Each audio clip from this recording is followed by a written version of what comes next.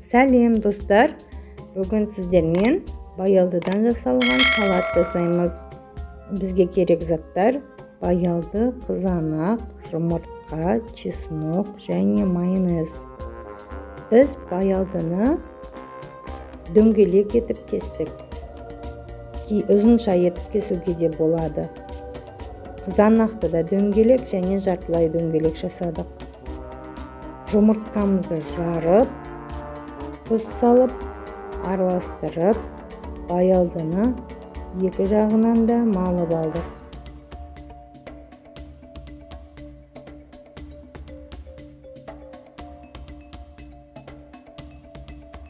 Бұл салатты тещин язык деп те атап жатады.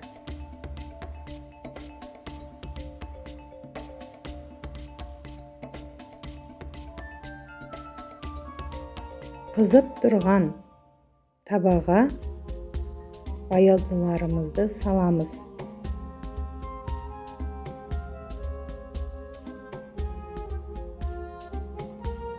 Екі жағында қызартып, қуырып аламыз.